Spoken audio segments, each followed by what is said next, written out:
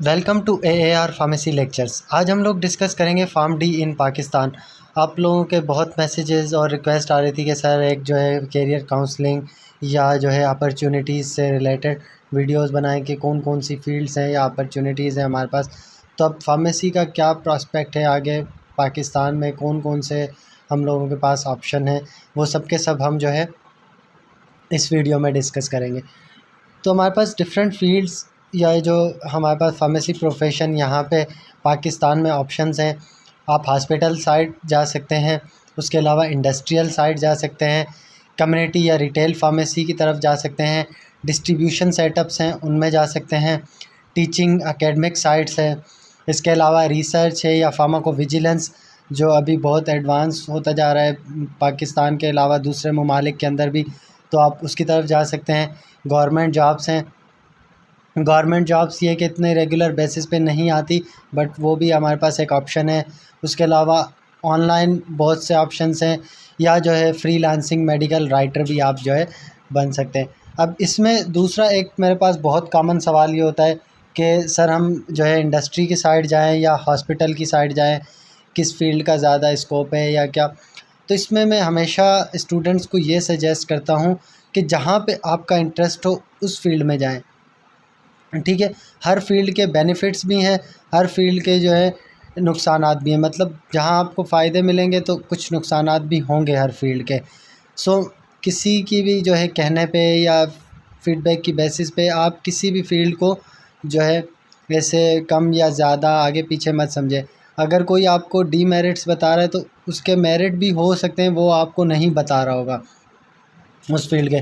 तो अगर मैं हॉस्पिटल की बात करता हूँ तो हॉस्पिटल के अपने फ़ायदे भी हैं, नुकसान भी है। सबसे बड़ा है जो आप लोगों को नज़र आ रहा होता है एक सैलरी का, सैलरी बहुत कम है हॉस्पिटल में, मगर उसके अलावा बहुत सी चीज़ें, लर्निंग और बहुत कुछ जो हॉस्पिटल साइड से मिल रहा होता है इंडस्ट्री में बहुत कम होता है। इसी तरह इंडस्ट्री में सैलरी है और दूसरी चीज़ें जो आपको हॉस्पिटल साइड नहीं मिलेगी।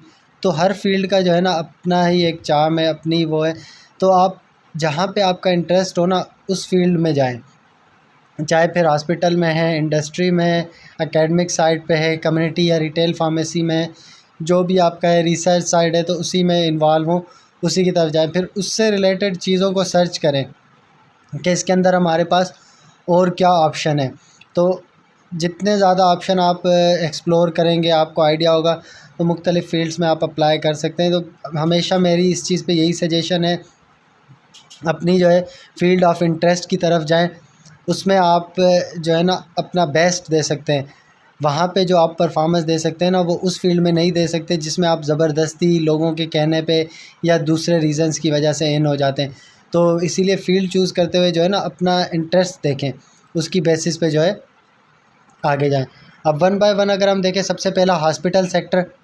अब हॉस्पिटल सेक्टर में भी सिर्फ हमारे पास हॉस्पिटल फार्मासिस्ट की पोस्ट ही नहीं होती, हॉस्पिटल के अलावा क्लिनिकल फार्मासिस्ट भी होते हैं जो क्लिनिकल राउंड या क्लिनिकल सपोर्ट प्रोवाइड कर रहे होते हैं। इसके अलावा प्रोक्योरमेंट और सप्लाई चेन के लिए भी जो है वेयर हाउस के अंदर भी फार्मासिस्ट मौजूद होते हैं।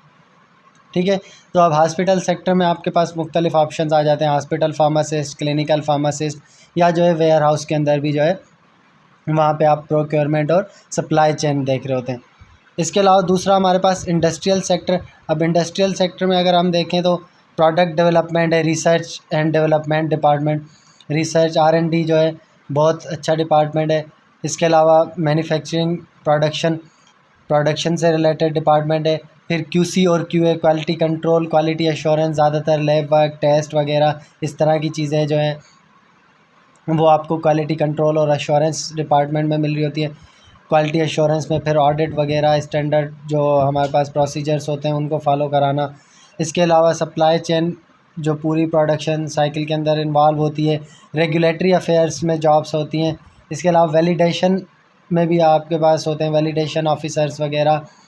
फिर मार्केटिंग आ जाती है, मार्केटिंग में फील्ड एक्टिविटीज़ या प्रमोशन, ब्रांड प्रमोशन ख़ास तौर पे, उसके लिए फिर ब्रांड मैनेजर्स, प्रोडक्ट मैनेजर होते हैं स्पेसिफ़िक, ठीक है, एरिया मैनेजर, टेरिटरी मैनेजर, मुख्तलिफ़ इस तरह की पोस्ट आती है फिर मार्केटिंग से रिलेटेड।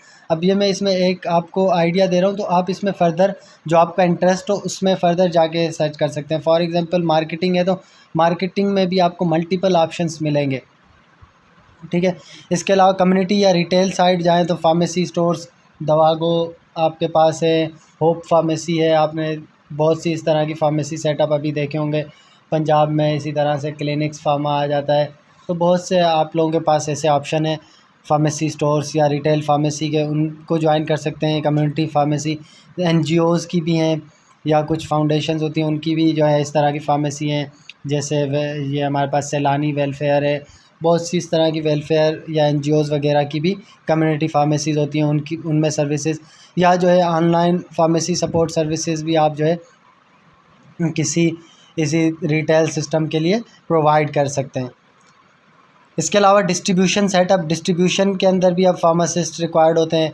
एसओपीज़, वेयर हाउस या जो इन्वेंट्री उनकी मैनेज होती है, स्टॉक की मेंटेनेंस, तो उनके लिए मुख्तलिफ जो है फार्मासिस्ट की हायरिंग की जाती है। वेयर हाउस मैनेजमेंट के लिए, इन्वेंट्री मैनेजमेंट के लिए या स्टॉक मेंटेनेंस के लिए।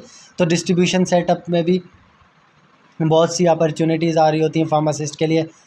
उसके अलावा एकेडमिक साइड में आप जो है एज अ डेमोन्स्ट्रेटर भी ज्वाइन कर सकते हैं। डेमोन्स्ट्रेटर में ख़ास तौर पे जो है ना फ्रेश ग्रेजुएट्स होते हैं पास आउट, जिनके पास अभी एमफिल वगैरह नहीं होती, तो वो एज अ डेमोन्स्ट्रेटर ज्वाइन कर सकते हैं मुख्तलिफ फार्मेसी के इंस्टीट्यूट। फार्मेसी के अलावा भी जो है इंस्टीट्यूट आपको रख लेते हैं जहाँ पे जैसे डीपीटी हो रही हो, नर्सिंग है, नर्सिंग के अलावा हमारे पास बी फार्म जो है बैचलर फार्मेसी की, वो इंस्टीट्यूट भी जो है आपको हायर कर लेते हैं। डीपीटी या जो नर्सिंग वगैरह उनमें फार्माकोलॉजी और कुछ सब्जेक्ट्स हमारे सेम है, तो उन सब्जेक्ट्स के लिए फार्मासिस्ट को हायर कर लिया जाता है। फिर अगर आप फर्दर एकेडमिया साइड पे ही जाना चाहते हैं, एमफिल पीएचडी आपके लिए मस्ट है। एमफिल तो एटलीस्ट हो एचईसी की जितनी भी अब रिक्वायरमेंट है यूनिवर्सिटीज़ में एज अ लेक्चरर, तो एमफिल मिनिमम रिक्वायरमेंट्स में आ जाती है।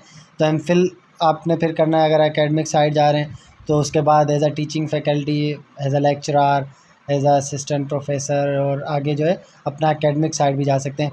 या आप जो है ऑनलाइन टीचिंग सर्विसेज भी अपनी प्रोवाइड कर सकते हैं। बहुत से प्लेटफॉर्म है, नेशनली भी आपको मिल जाएंगी बहुत सी ऐसी ये जो है इंस्टीट्यूट या प्लेटफॉर्म जहाँ पे आप अपनी ऑनलाइन टीचिंग सर्विसेज प्रोवाइड कर सकते हैं।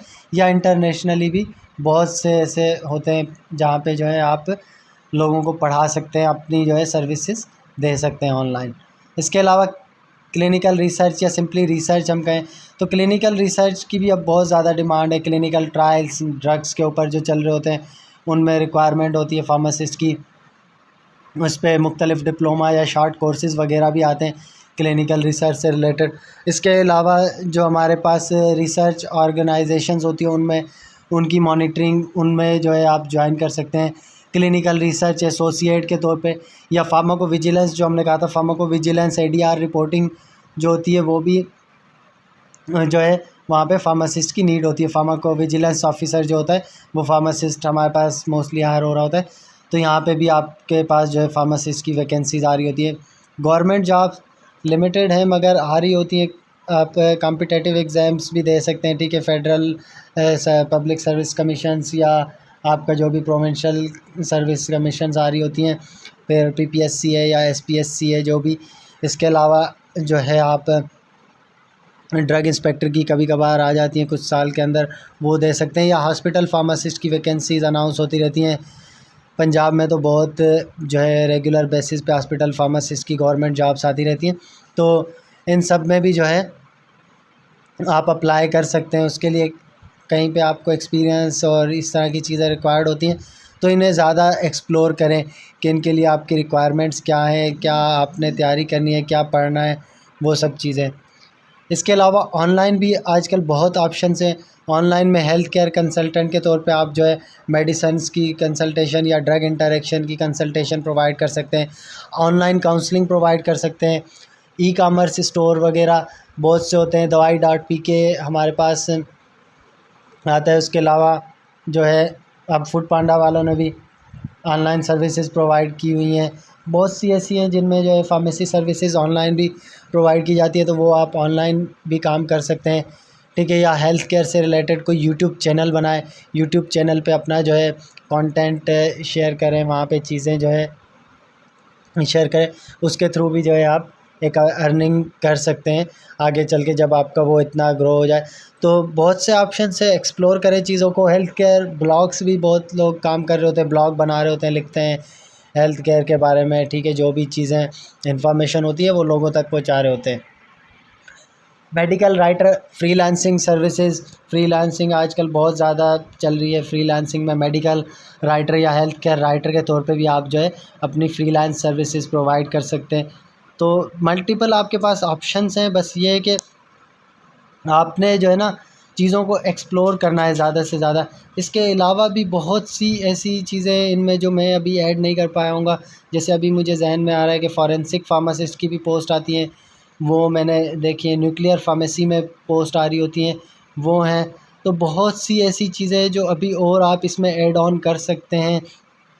बहुत मल्टीपल ऑप्शंस आ रहे होते हैं, बस चीज़ों को एक्सप्लोर करें और जो है ना ज़्यादा से ज़्यादा देखें। अभी जब आप अंडर ग्रेड लेवल पे हैं या पास आउट होने वाले हैं, हो चुके हैं, तो चीज़ों को एक्सप्लोर करते रहें ज़्यादा से ज़्यादा।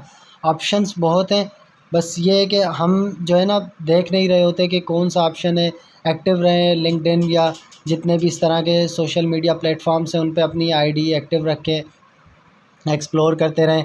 जहाँ भी ऑप्शन मिलता है देखें कि ये नई फ़ील्ड है, नई चीज़ है, फिर उसके बारे में गूगल पे जाके सर्च करें। फॉर एग्ज़ाम्पल अगर मैं आपको कहता हूँ फार्माकोविजिलेंस ऑफ़िसर, तो जाके गूगल पे लिखें फार्माकोविजिलेंस ऑफ़िसर वैकेंसीज़ इन पाकिस्तान, तो आपके पास आ जाएंगी। इस वक्त कौन सी वैकेंसी है, रिक्वायरमेंट्स क्या हैं, वो भी इसी तरह pharmacovigilance officer requirements for hiring. इस तरह की मुख्तलिफ़ चीज़ें आपको गूगल पे भी मिल जाएगी। ये सब की सब इन्फॉर्मेशन जो है ना आज इतना फ़ास्ट दौर है कि आपके पास हर टाइम अवेलेबल है, आपकी फिंगर टिप्स पे। बट आप एक्सप्लोर नहीं कर रहे होते, बस जो है ना चीज़ों को देख नहीं पा रहे होते। तो ज़्यादा से ज़्यादा जो है ना इनको देखें, और फर्दर भी आपको कोई और चीज़ें इनमें समझ नहीं आई हो, कुछ और आप फ़ील्ड्स ऐड करना चाहते हैं, कमेंट्स में भी आप मेंशन कर सकते हैं, जिस तरह मैंने अभी कुछ फ़ील्ड्स मेंशन की। तो बस इस पे काम करें, देखें फ़ील्ड्स जो भी आपका इंटरेस्ट है उससे रिलेटेड और ज़्यादा उसको एक्सप्लोर करें। अगर इंडस्ट्री में आपका इंटरेस्ट है तो उस पे चीज़ों को एक्सप्लोर करें, तैयारी भी साथ साथ अपनी करें।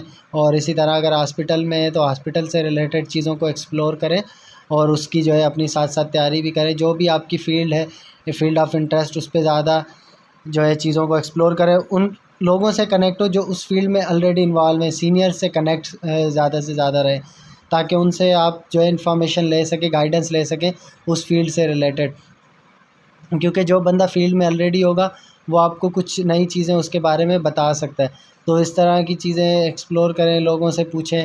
इंडस्ट्री में अगर आपका इंटरेस्ट है, इंडस्ट्री में आप क्यूसी साइड जाना चाहते हैं, तो क्यूसी वाले बंदे देखें कि ये जो है मेरे कॉन्टेक्ट्स में है, उनसे रब्ता करें कि मैं किस तरह से ये चीज़ें कर सकता हूँ, ये क्या है। तो ये सब चीज़ें होती हैं, आप जो है चीज़ों को एक्सप्लोर करें, देखें। और इस पे मैं अपना जो है यहाँ का लेक्चर एंड करता हूँ। Growth and comfort does not coexist. कभी भी जो है जब आप ग्रो कर रहे होते तो उस वक्त कंफर्ट ज़ोन में आप नहीं होते। ये मेरा एक फेवरेट कोट है जो मैं हमेशा देख रहा होता हूँ या इसको फॉलो करता हूँ। तो जब भी आप ग्रोइंग स्टेज में हैं तो कंफर्ट ज़ोन से आपको बाहर निकल के आना पड़ेगा। तो सीखते रहें चीज़ों को। इंशाल्लाह इसी तरह की और भी बहुत सी वीडियोस मैं अपलोड करता रहूँगा। फिर भी आप लोगों की भी कोई सजेशन है ऐसी वीडियोस पे तो आप जो है कमेंट्स में वो मेंशन कर सकते हैं। बहुत शुक्रिया वीडियो लेक्चर को देखने का।